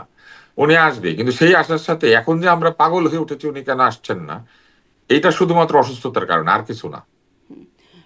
কিন্তু এই যে আসছি আসছি মানে বারবার এটা বলা, শিগগিরই আসছেন বা কয়েক উনি সপ্তাহের একবারও মধ্যে বলেন আসছেন, আসছে আসছে, উনি বলেছে শিগগিরই। শিগগিরই ওনার আসছেন। শিগগিরই কিন্তু 2 বছর হলে আমার কাছে মনে হবে শিগগিরই, আচ্ছা, কারণ উনি 16 বছর দেশের ভেগ বাইরে। টার্ম, হ্যাঁ, কয়েক সপ্তাহের মধ্যে আসছেন, হ্যাঁ, এক নভেম্বরে বছরও আসছেন, হইতে পারে, সেপ্টেম্বরে আসছেন, অক্টোবরে এক আসছেন, বছরও হইতে নভেম্বরে পারে, আসছেন। শিগগিরই মানে এক বছরও হইতে পারে, হ্যাঁ, এক বছরও হ্যাঁ, হইতে কিন্তু পারে। মানে আরো নেতারা যা বলছেন, নেতারাও গুরুত্বপূর্ণ নেতা, স্থায়ী কমিটির সদস্য তারা বলছেন মানে এই না, এত জাহিদ সময়। ভাই কি অত গুরুত্বপূর্ণ নেতা? স্থায়ী কমিটির মেম্বার মানে এত বিরাট গুরুত্বপূর্ণ? আমির ওনার খসরু কাছ মাহমুদ থেকে কে চৌধুরী বলেছেন। ওনার কাছ থেকে কে সংবাদ নিচ্ছে সে গুরুত্বপূর্ণ। উনি কাকে বলেছে উনি আসবে সেটা গুরুত্বপূর্ণ। হুম, তাহলে এটি কি একটা কৌশল নাকি এটি কেন মানে এই যে সময় দেওয়া বা একটা হাইপ রাখা যে আসছেন আসছেন, এটি কি একটা কৌশলের মধ্যে নাকি না, আমার কাছে আপনি সেটা কি মনে মনে হয় করেন? না। এগুলো মানুষ বলে। আসছেন আসছেন ম্যাক্সিমাম টাইম মানুষ বলেছে। উনি বলেন, উনি একবারই বলেছে বিবিসিকে যে হয়তো শিগগিরই ফিরবো বা শিগগিরই ফিরবো, এটা বলেছে। আচ্ছা, এই জন্য মানে মানে আলোচনাটা এতই বিস্তৃত যে এখানে -4 এই তত্ত্ব এখন চলছে যে -4 বাকি 2 কে, -4 মানে বাকি 2 কে। বাকিরা আগে যারা মাইনাস হয়ে গেছে তাই তো মিন করছে। দেখেন, -2 মানে ব্যক্তি না, -2 মানে দল। বুঝতে হবে, কারণ এই ব্যক্তি যারা তাদের উপরে দল, এই দলগুলি ব্যক্তির ইমেজের উপরে দাঁড়ানো দল। আওয়ামী লীগ ব্যক্তির ইমেজের উপরে দাঁড়ানো দল, বিএনপিও ব্যক্তির ইমেজের উপরে দাঁড়ানো দল। এদের প্রতিষ্ঠাতা বা এদের মূল যে নেতা বা নেতৃত্ব, তারা এত জনপ্রিয় হয়েছিলেন যে তাদের ওই জনপ্রিয়তাকে বহু বছর ধরে দলের সদস্যরা এনক্যাশ করতে পারছে। ওই মাপের জনপ্রিয় লোকজন এরপরে খুব কমই তৈরি হয়েছে এই দলে, এই দলগুলিতে। ফলে -2 মানে দুইটা দলকে মাইনাস করা, -2 মানে দুইটা নেতৃত্বকে মাইনাস করা না। নেতৃত্ব মাইনাস করলে দল হারিয়ে যাবে না, এটা হচ্ছে একটা বিষয়। দ্বিতীয় হচ্ছে যে এই দলের যারা কিন্তু 1/11 সদস্যবৃন্দ, যে -2 যখন থেকে শুরু হলো মানে আমরা যে -2 তত্ত্ব থেকে অভ্যস্ত হলাম শুনে শুনে, সেটা মানে কি ছিল? সেটা মানে তো দুই ব্যক্তিই ছিল না? সেটার মানে তখন ছিল দুইটা দলকে বাদ দেওয়া, দুই দল বাদ দিয়ে অন্য দল তৈরি করা। আপনার মনে নাই তখন অন্য দল অন্য তৈরি দল হচ্ছিল? তৈরি ফেরদৌস হচ্ছিল। আহমেদ কোরেশি, একটা দল বানিয়েছিলেন, মনে আছে আপনার? ডক্টর ইউনূসও বানাচ্ছিলেন একটি দল। উনি চেষ্টা করছিলেন একটা দল বানানোর জন্য, পারেন নাই, কিন্তু কোরেশি সাহেব তো বানিয়েছিলেন। তো তখন এরকম দল বানানোর চেষ্টা চলছিল, আর পুরনো দলগুলিকে বিসর্জন দেওয়ার একটা চেষ্টা চলছিল। এখনো তো অনেক নতুন সেটা নতুন সফল দল, হয় নাই। এখনো তো অনেক নতুন নতুন দল হচ্ছে বা এখনো হয়েছে। অনেক নতুন নতুন দল আছে, কিন্তু সেই মাইনাস ফর্মুলাকে কার্যকর করার মতো পরিবেশ বাংলাদেশে আছে কিনা সেটা একটা প্রশ্ন। কিন্তু এরকম কোনো অ্যাটেম্প্ট কি আপনার মনে হয় আছে? মানে এইটা আমি আমার অনুষ্ঠানে অনেক দিন আগে মহিউদ্দিন আহমেদ লেখক গবেষক তিনি বলেছিলেন যে এটি আসলে -2 নয়, বিষয়টি হচ্ছে -4। তারপরে ইদানিং তো খুব বেশি আলোচনা হচ্ছে এই -4 তত্ত্বটি নিয়ে। বাকি 2 কে। ওই যে আগেই যারা মাইনাস হয়ে গেছেন আওয়ামী লীগ নেত্রী, হ্যাঁ, তো বাকি 2 কে, -4 হইলো মানে থেকে। শেখ হাসিনা -2 এবং এখনো তার তো দুই নেত্রী প্রতিনিধি বেঁচে ধরেন আছে। হয়তো সজীব ওয়াজেদ জয় এবং এদিকে বেগম জিয়া এবং তারেক রহমান। না, আপনি আপনি বেগম জিয়ার প্রতিনিধি এককভাবে তারেক রহমানকে বলতে পারেন, কারণ সরাসরি রক্ত। কিন্তু শেখ হাসিনার 2 জন ছেলে মেয়ে আছে, তার বোন দুইজনই আছে। একজন দুইজনকে না ধরলাম আমি। না না, আমি আপনাকে বলি, তার 2 ছেলে মেয়ে আছে, তারপরে তার বোন আছে, বোনের 2 ছেলে মেয়ে আছে। তাহলে তো ওইখানে -6 আর এখানে 2, -8 বলতে হবে। তো কোন 4? মানে শেখ হাসিনার প্রতিনিধিটা কে? এইটা বলতে বলেন, বলতেই তো পারবেন না এখনো। সো এটা কোনো -4 টোর না, এটা -2ই। এবং সেই -2 ফেল করেছে আগে, এবং এখন তো -2 করার কোনো উপায় নাই। আপনি যাকে এসএসএফ দিলেন তাকে মাইনাস করবেন কিভাবে? তিনি তো এমনিও অ্যাক্টিভ না, তিনি তো খুব অ্যাক্টিভ হবার মতো অ্যাক্টিভ না, কিন্তু বাস্তবতায় তাকে নাই। আপনি মাইনাস তো করতে পারলেন না। এসএসএফ দিলেন মানে আপনি স্বীকার করলেন যে উনি রাষ্ট্রের সবচেয়ে গুরুত্বপূর্ণ ব্যক্তিদের একজন, তাই না? এসএসএফ কে পায়? রাষ্ট্রের সবচেয়ে গুরুত্বপূর্ণ ব্যক্তি যারা, তারা পায়। প্রেসিডেন্ট পায়, প্রধানমন্ত্রী পায়, তাই না? এবং আহ, ক্ষেত্র বিশেষে রাষ্ট্র যদি কাউকে এসএসএফ দিতে চায় তারা পায়। তো ওনাকে দেওয়া হলো মানে কি? এটা তো রাষ্ট্র স্বীকার করলো যে উনি রাষ্ট্রের সবচেয়ে গুরুত্বপূর্ণ ব্যক্তিদের একজন। কিন্তু তো তিনি, কেমনে মাইনাস কিন্তু করবে? ধরেন তিনি তো সিদ্ধান্ত নেবার মতো অবস্থায় নাই বা তিনি কোনো সিদ্ধান্ত বাস্তবায়নের অবস্থায় নাই। আরে যারা সিদ্ধান্ত নিয়েছে তারা তাকে এই গুরুত্বটা দিল, তারা কি কি করে তারা মাইনাস করবে? আমি যদি আপনাকে বিরাট গুরুত্ব উনি দিয়ে প্লাস ফেলি, আমি থাকলে আপনার বা মাইনাস মানে করবো কিভাবে? রাজনৈতিক বাস্তবতায় উনি থেকেই মানে ওনার যদি বলেন বুদ্ধিমত্তা বা সেটির কি প্রয়োগ আছে কোনো? বা আপনি যখন কাউকে এইভাবে একটা সম্মান দিয়ে ফেলেন, তারপরে তার পরিবার কিভাবে মাইনাস করবেন কিভাবে? পরিবার তো দেশে রাষ্ট্রের আসেনি। সবচেয়ে গুরুত্বপূর্ণ ব্যক্তির পরিবারকে মাইনাস করে দিবেন? এটা সম্ভব? এই 2 দিন আগে আপনি একজনকে দিলেন, উনি বাংলাদেশের সবচেয়ে গুরুত্বপূর্ণ একজন ব্যক্তিদের একজন, এবং উনি সিদ্ধান্ত গ্রহণের অবস্থা নাই, জীবিত তো আছে। তো জীবদ্দশায় যাকে আপনি এই সম্মানটা দিলেন, তাহলে তার পরিবার বাদ নাকি? এটা কেমনে হয়? কিন্তু পরিবার তো আসছেন না বা আসতে পারছেন আসছে না। তো। হ্যাঁ, ওনার পুত্রবধূ আসছে, পরিবার তো আসছে তো। আরেক পুত্রবধূ তো মাথার কাছেই আছে, তাদেরকে পরিবার বলবেন না? জি। এই মানে এই -4 বিষয়টা এত আলোচনায় আসাতে প্রেস সচিব, প্রধান উপদেষ্টা প্রেস আমাদের সচিব। বাংলাদেশের মানুষ না, ওই যে রাশিফল বিশ্বাস করে, হ্যাঁ। অনেক গুজব বিশ্বাস করে, কিছু বললেই বাংলাদেশের মানুষ এটা নিয়ে ফেলে। আপনি তাদেরকে সত্যি কথা বলবেন, 50 বার জিজ্ঞেস করবে কিন্তু এটা সত্যি স্পষ্ট কিনা। না থাকলে তো গুজবের বুঝছেন? জায়গা তৈরি হবেই। মানে আমি এই জন্য আরো একটু আপনাকেও জিজ্ঞাসা করি, কারণ স্পষ্ট তো আসলে হয় না। তারেক রহমানই বলে দিচ্ছেন সবকিছু বলা যাচ্ছে না, স্পর্শকাতর। তার পাসপোর্ট আছে কি নাই, না না, যে তার উনি বলেন পাসপোর্ট নাই আছে মানে কি কি নাই, আমার এটা গুজব বলতে সরকার হইব? জানে না, শোনেন, বিএনপির লোকজনও শোনেন, স্পষ্ট আমি করেন আপনাকে নাই। একটা স্পর্শকাতর প্রশ্ন করলাম, ধরেন আপনি বললেন এটা আমি বলবো না, এই জন্য আমি বাইরে গিয়ে আপনার নামে গুজব ছড়াই দিব? বলেন। না, গুজব না। তখন ধরেন পর্যালোচনা করতে করতে এমন অনেক কিছু চলে আসে যার কোনো না, ভিত্তিই নাই। পর্যালোচনা এক জিনিস, আমি আর আপনি পর্যালোচনা করছি, এখনো পর্যন্ত একটা গুজব দেই নাই, কিন্তু এখন যদি গুজব দিয়ে ফেলি সেটা কি ঠিক হবে? তা তো উনি বেশ। বলছে স্পষ্টকাতর, আমি শুনবো স্পষ্টকাতর, ওয়েট করব যে কবে উনি এটা বলবে। কিন্তু আমি বাইরে হয়ে গিয়ে নানান কিছু বলে টলে একটা মানে একটা ছেড়ে দিব বাজারে, -4 মাইনাস, এই জন্য আমি তো আপনাকে বললাম -4 কেন, বলতে তো হবে -8 তাইলে। হ্যাঁ, মাইনাস হয়তো আরো অনেক অনেক, মাইনাসের সংখ্যাটা আরো অনেক। এবং হ্যাঁ, যার পরিবারের সদস্য বেশি তার পরিবারের মাইনাস বেশি। প্রেস সচিব বলছেন যে যারা আসলে এটা বলবেন, আপনিও কি তা এরকম মনে করেন কিনা? আপনি যেহেতু মাইনাসের তত্ত্বেই বিশ্বাস করছেন না, প্রেস সচিব না, বলছেন যারা আসলে। মাইনাসের তত্ত্ব ছিল, কিন্তু এখন আর সেটা সম্ভব হবে না। কেউ যদি মাইনাস করার কথা চিন্তা করে তাহলে খুবই বোকামি হবে। মানে কেন বোকামি হবে? এই যে আপনি দিয়ে ফেলছেন, বলে ফেলছেন উনি পৃথিবী বাংলাদেশের সবচেয়ে গুরুত্বপূর্ণ ব্যক্তি, তারপরে বলবেন ওনার পরিবার মাইনাস হবে, কেমনে বলবেন? এটা তো মানে এটা কি বললে আর মুখে বলবে যে আসলে পরিবারকে মাইনাস করে দিলাম, এরকম কি কেউ বলবে? তো আপনি আপনি যে শুনে আসছেন কোত্থেকে শুনছেন? বলছে দেখে শুনছেন না? একটু আগে বললেন না মহিউদ্দিন সাহেব বলছে? একটু আগে বললেন না হ্যাঁ, মহিউদ্দিন হ্যাঁ, সাহেব বলছে, আপনি হ্যাঁ। বিশ্বাস করছেন? না, তো বিশ্বাস করেন না, এটা এইভাবেই একটা, বলবে।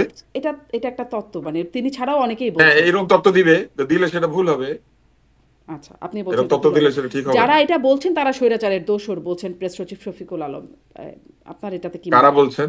মানে এই যে যারা -4 বলছেন তারা স্বৈরাচারের দোসর। এই দেখেন, আমি -4 কে অস্বীকার করছি, তাহলে আমি এখন আর আপনি দোষর দোসর না। না, হ্যাঁ। কিন্তু ওনাকে গিয়ে জিজ্ঞেস করলে উনি বলবে আমি সফট আওয়ামী লীগ, বলে ফেলবে। ওনাদের এইগুলার কথাবার্তার কোনো ঠিক নাই, বুঝছেন? ওনাদের কোনো কাউকে এখন মানে যুক্তি দিয়ে পরাভূত করতে না পারলেই বলে যারা এটা বলবেন তারা দোষর। ওনাদের একটা বরং একটা এই একটা জুলাই সনদের মতো একটা একটা ক্রাইটেরিয়া তৈরি করা উচিত, কি বলিলে কি হয়। ওখানে লেখা থাকবে আপনি কি বলিলে দোষর হবেন, কি বলিলে সফট হবেন, কি বলিলে হার্ড হবেন, কি বলিলে ধরা খাবেন। একটা ম্যানুয়াল থাকলে ভালো হতো। জি, অবশ্য মানে ম্যানুয়াল আসলেই দরকার মনে হয়। গুলশান থানার ওসি দেখছিলাম, একটা রিপোর্ট দেখছিলাম, টেলিভিশন রিপোর্ট, যে একজন ব্যারিস্টার আহসান হাবিব সম্ভবত তার নাম, তার বাসায় গেছেন তাকে স্বৈরাচারের দোষর হিসেবে গ্রেপ্তার করতে। তার বিরুদ্ধে কোনো মামলাও নাই। মানে স্বৈরাচারের দোষর কি এখন একটা ক্রিমিনাল অফেন্স হিসেবে পেনাল কোডেও যুক্ত করার সময় আসছে কিনা? এটা আমি জানি না, মানে এইটা তো আসলে আপনি একটা প্রশ্ন করেছেন, এই প্রশ্নটা আসলে আহ মানে এক ধরনের, আমি বলবো যে অবান্তর। কেননা পেনাল কোডে কোনো কিছু সংযোজন করতে গেলে সরকারকে সেটা করতে হবে, এটা একটা প্রক্রিয়া আছে, প্রক্রিয়ার বাইরে গিয়ে কোনো কিছু পেনাল কোডে সংযোজন করা যায় না। তবে আমাদের পুলিশ যে কাউকে যে কোনো অভিযোগে গ্রেপ্তার করতে পারে, কারণ আমাদের কালো আইনগুলো বাতিল হয় নাই। পুলিশ কিন্তু সন্দেহবশত আপনাকে আটক করতে পারে, এবং বিভিন্ন আইনে এটা করার অধিকার আছে। এমনকি যে সাইবার ল আছে না, সেখানেও সন্দেহবশত সে আপনার আটক করে নিয়ে যেতে পারে, আপনার ডিভাইস সিজ করতে পারে। এগুলো কিন্তু ছিল আওয়ামী লীগের সময়, যেটা নিয়ে আমরা অনেক তর্ক করেছি সেই সময়, বলেছি যে এগুলো অন্যায়, এগুলো খারাপ আইন। তো সেই রকম এই ডিটেনশনের ল কিন্তু আমাদের এখানে আছে। এই ডিটেনশনের লতে এক ধরনের অধিকারহীনতাও আছে। আপনি দেখবেন যে এটা নিয়ে এই অন্তর্বর্তী সরকারের আইন উপদেষ্টাও কথা বলেছিলেন। তিনি বলেছিলেন যে 24 ঘন্টার মধ্যে প্রডিউস করতে হবে, একটা ব্যাপার ছিল। এই বিষয়টা নিয়ে তিনি কথা বলেছিলেন যে আহ, আটক হলে কত দিনের মধ্যে তাকে প্রডিউস করতে হবে, এটা নিয়ে তারা কাজ করছিলেন। তো এই বিষয়গুলি তিনি বলেছিলেন। তো পরে আবার এটার একটু ব্যত্যয় হচ্ছে বলে পত্রিকাতে আবার এটাও এসেছে যে উনি তো বলেছিলেন 24 ঘন্টা, তাহলে কেন বেশি হইলো, কেন 48 ঘন্টা হইলো, এরকম কথাবার্তা এসেছে। তো মূল বিষয় হচ্ছে যে আমাদের এখানে পুলিশ যে কাউকে বিনা কারণে নিজের সন্দেহে গ্রেপ্তার করে ফেলতে পারে, এটা একটা খারাপ আহ, বিষয়, এটা ঠিক না আর কি। কিন্তু তারপরও অনেকেই বলে যে এটা না থাকলে পরে অনেক অপরাধী পার পেয়ে যাবে, অনেককে ধরে মানে চেনা চেনা লাগলো, মনে হলো অপরাধী, ধরে নিয়ে আটকায় রেখে সার্চ করে দেখলো আসলে অপরাধী। তো পুলিশকে এই জায়গাগুলো দিয়ে রেখেছে। তো পুলিশের ডিসক্রিশনারি পাওয়ার কিছু আছে, এই ডিসক্রিশনারি পাওয়ারটাকে খারাপভাবে ব্যবহার করলে অথবা এই ধরনের মন্তব্য করলে সেক্ষেত্রে আটক বিতর্কিত হয়, আইন বিতর্কিত হয়, পুলিশ নিজে বিতর্কিত হয়। জি, এটি তো তাই আসলে এই কাজগুলি বন্ধ করা খুবই জরুরি। জি, এটা তো আসলে এই চলেই কাজগুলি আসছে বন্ধ যে করা খুবই জরুরি। সন্দেহজনক গ্রেপ্তারের বিষয়টি তো মানে অনেক আগেরই বিষয়। মানে আমি আসলে এই অবান্তর প্রশ্নটি এই কারণেই করছিলাম যে আমরা অপরাধের নাম জানি না, পেনাল কোডে অনেক তো অপরাধের নাম আছে, চুরি, হত্যা, ধর্ষণ, ডাকাতি ইত্যাদি। এখন নতুন একটা নাম আসে আর কি, মানে এই যেই অপরাধে গ্রেপ্তার করা হয় তার হ্যাঁ, কিন্তু স্বৈরাচারী এটা বলছে। এটাকে যুক্ত করার সময় এসেছে কি না এটা বলতে পারবে আইন মন্ত্রণালয়। কিন্তু আমি তো বলবো না যে এটা যুক্ত করার সময় এসেছে, কারণ এই ট্যাগিং জিনিসটাই তো ঠিক না। এটা যুক্ত করার সময় আসবে কেন? বরং আমাদের পেনাল কোডকে আধুনিকীকরণ করার অনেক সময় এসেছে। এটা আধুনিক করাও দরকার। বহু বছর আগের পেনাল কোড, সেখানে অনেক কিছু আছে যেটা একটার সাথে আরেকটা মিলে না। জি। আ মানে শেষের দিকে একটু এই প্রশ্নটা করি। সম্প্রতি বিডিআর হত্যাকাণ্ডর প্রতিবেদন, নতুন যে স্বাধীন কমিশন গঠিত হয়েছে তারা প্রতিবেদন দিয়েছে। সেখানে বলা হচ্ছে যে এই বিদ্রোহ বা বিডিআর হত্যাকাণ্ডের ঘটনায় সরাসরি শেখ হাসিনার গ্রিন সিগন্যাল ছিল সাবেক প্রধানমন্ত্রী, তৎকালীন প্রধানমন্ত্রী। বলা হচ্ছে ভারতীয়দের কাজ এটি এবং এখানে আওয়ামী লীগের সম্পৃক্ততা, তাপস নানক, মির্জা আজম তাদের কথা বলা হচ্ছে, তাদের সরাসরি সম্পৃক্ততা। আপনি মনে হয় খানিকটা দেখেছেন বা শুনেছেনও। আপনার আসলে কি মনে হয়? বর্তমান আইজি সহ অনেকেই আসলে দায়িত্ব অবহেলার কারণে ফেঁসে যাচ্ছেন। আইজিকে লিগ্যাল নোটিশও দেওয়া হয়েছে তাকে সরার জন্য বা সরানোর জন্য। আপনার কাছে আসলে এই প্রতিবেদন সম্পর্কে আপনার একটা ছোট মন্তব্য জানতে চাই। যারা প্রতিবেদন দিয়েছে নিশ্চয়ই তাদের কাছে সেরকম প্রমাণ রয়েছে। শুধু মৌখিক সাক্ষ্যের ভিত্তিতে তো এটা বলা যাবে না, প্রমাণ লাগবে।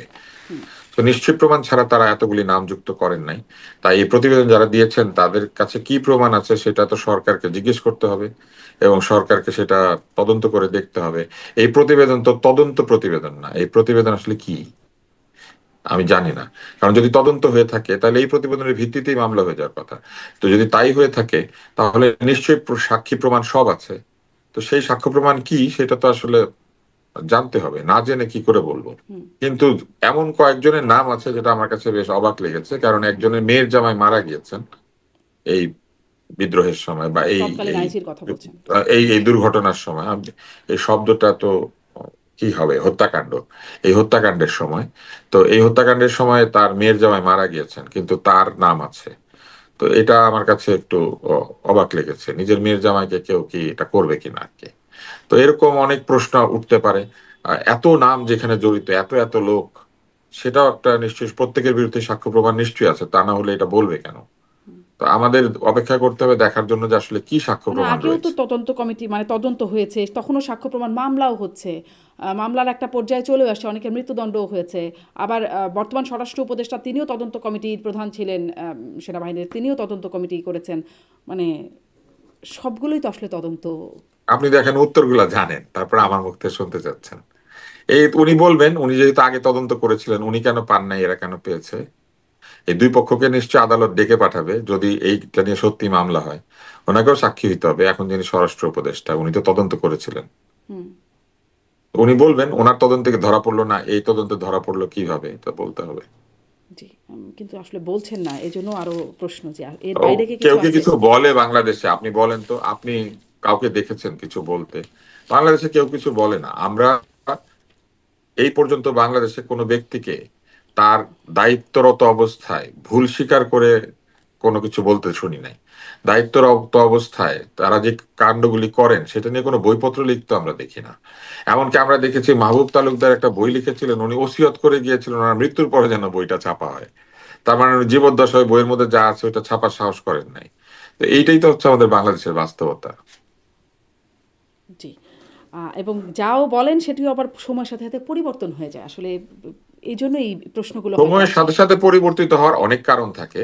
একজন ব্যক্তি যদি কিছু বলেন, এমন হতে পারে যে ধরেন 10 বছর, 12 বছর, 15 বছর আগে বলেছেন, তারপরে পৃথিবী বহু এগিয়ে গিয়েছে, তার উপলব্ধি বদল হয়েছে, তার অভিজ্ঞতা বেড়েছে, তিনি বলতে পারবেন এখন কেন তিনি এই কথাটা বলছেন, কিন্তু সেক্ষেত্রে তাকে আগের কথাটা ব্যাখ্যা করতে হবে যে তিনি কেন আগেরটা বলেছেন।